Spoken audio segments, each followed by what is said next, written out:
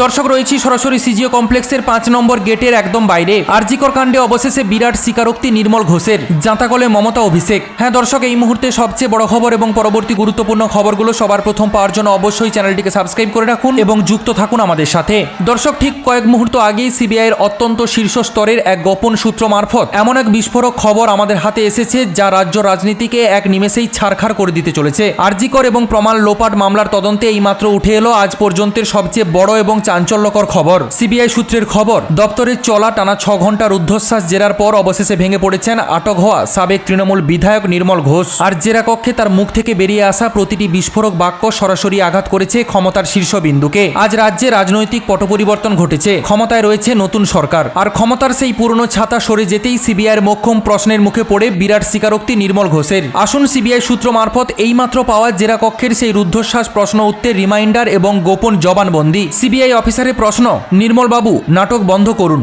রাত 3:42 আরজি করে সেই সেমিনার রুমের পাশের দেওয়াল ভাঙা আর ক্রাইম সিন বদলানোর সিদ্ধান্ত আপনার একার হতে পারে না। কার নির্দেশে সেদিন পুলিশ আর স্বাস্থ্যকর্তাদের ওপর হুকুম চালাচ্ছিলেন? নির্মল ঘোষ তখন বলে ওঠে, স্যার বিশ্বাস করুন, আমি তো কেবল খবর পেয়ে মানবিকতার খাতিরে সেখানে গিয়েছিলাম। সিবিআইয়ের অফিসারের তখন প্রশ্ন, মানবিকতা? আপনার ফোনের টাওয়ার লোকেশন দেখাচ্ছে সেদিন রাত্রি 1টা থেকে 3টের মধ্যে একাধিক ফোন কল আদান প্রদান হয়েছে নবান্ন এবং কালীঘাটের বিশেষ ল্যান্ডলাইন সার্ভারে। কলকাতা হাইকোর্টের নির্দেশ আসার আগেই স্পটে দাঁড়িয়ে পুলিশকে দিয়ে ভাঙচুর চালানোর ক্ষমতা আপনার একার হতে পারে না। বলুন এর পেছনে আসল নির্দেশদাতা কে ছিল? আকুল কণ্ঠে নির্মল ঘোষ বলে ওঠে, স্যার আমাকে কেন বলির পাঠা বানাচ্ছেন? আমি তো দলের অতি এক সামান্য কর্মচারী। আমার কি এত বড় সাধ্য বা সাহস রয়েছে যে নিজ বুদ্ধিতে পুলিশ কমিশনার আর রাজ্যের স্বাস্থ্য দপ্তরকে হুমকি দিয়ে কাজে লাগাবো? আপনারা তো এই রাজ্যের বিগত 15 বছরের সিস্টেমটা খুব ভালো করে চেনেন। আমাদের দলের ওপরের গ্রিন সিগন্যাল ছাড়া কি কোনো দিন গাছের একটিও পাতা নড়েছে? আমি যা করেছি তা কেবল ওপর থেকে আসা আদেশ পালন করতে করেছি। সিবিআইয়ের অফিসার তখন বলে ওঠে, গোলক ধাঁধা তৈরি করবেন না নির্মল বাবু। ওপরের নির্দেশ মানে কার নির্দেশ? নাম স্পষ্ট করে বলুন। কার ফোন এসেছিল আপনার কাছে? নির্মল ঘোষ তখন বলে ওঠে, স্যার নাম মুখ ফুটে বললে আমাকে জেলের ভেতরেই শেষ করে দেওয়া হবে। কিন্তু আপনারা তো সব বোঝেন। যিনি সেই সময় রাজ্যের ক্ষমতার একচ্ছত্র অধিপত্র ছিলেন, যার এক ইশারায় পুরো রাজ্য প্রশাসন উঠবুস করত, তার চূড়ান্ত সবুজ সংকেত ছাড়া কি এত রাতে হাসপাতাল চত্বরে পুলিশ পাহারা দিয়ে প্রমাণ মুছে ফেলার কাজ সম্ভব ছিল? সিবিআইয়ের তখন প্রশ্ন, আর পেছনে ব্লুপ্রিন্টটা কার ছিল? সেমিনার রুমের পাশের দেওয়াল ভাঙার ছক কে বানিয়েছিল? হাউমাউ করে কেঁদে ফেলে নির্মল ঘোষ বলে ওঠে, এই পুরো কভার আপ অপারেশনটা ব্যাকগ্রাউন্ড থেকে তদারকি করছিলেন তৎকালীন যুব নেতৃত্ব আর বিশেষ কোর টিম। আমাকে শুধু ক্যামাক স্ট্রিট সংলগ্ন নম্বর থেকে বারংবার ফোন করে এটাই বলা হচ্ছিল যে তুমি স্পটে দাঁড়িয়ে পুলিশ আর ডাক্তারদের সঙ্গে কোঅর্ডিনেট করো।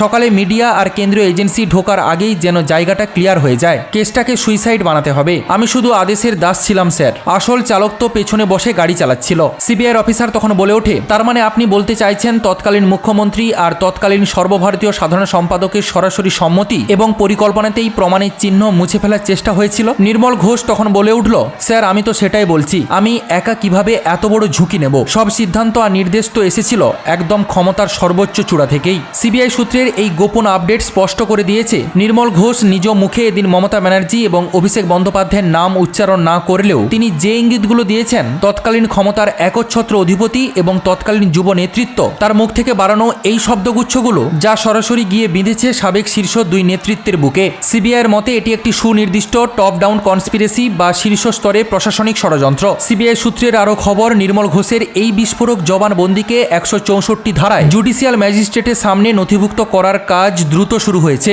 দপ্তরের ভেতরে এই কথা রেকর্ড হওয়ার সাথে সাথেই প্রমাণ চিহ্ন তছনছ করার অপরাধে সাবেক মুখ্যমন্ত্রী এবং সাবেক যুব তৃণমূল নেতাকে সরাসরি সমন পাঠাতে আর কোনো আইনি বাধা থাকবে না। সিবিআই সূত্রের একের পর এক বিস্ফোরক খবর সামনে আসার পর আজ গোটা দেশ স্তব্ধ। ক্ষমতার আড়ালে থাকা সেই আসল অপরাধীদের মুখ এবার জনসমক্ষে আসতে শুরু করেছে। তো দর্শক, নির্মল ঘোষের এই ইঙ্গিত অনুযায়ী ক্ষমতার অধিপতি এবং যুব নেতৃত্ব বলতে ঠিক তিনি কি বোঝাতে চেয়েছেন? ক্ষমতা বদলের পর এবার কি সিবিআই সরাসরি সাবেক শীর্ষ নেতৃত্বকে তলব করার চূড়ান্ত পদক্ষেপ নিতে চলেছে? এই ব্যাপারে আপনাদের কি মতামত রয়েছে অবশ্যই কমেন্ট সেকশনে কমেন্ট বক্সে জানাবেন। আপাতত এতটাই। পরবর্তী গুরুত্বপূর্ণ খবরগুলো সবার প্রথম পাওয়ার জন্য অবশ্যই চ্যানেলটিকে সাবস্ক্রাইব করে রাখুন এবং যুক্ত থাকুন আমাদের সাথে।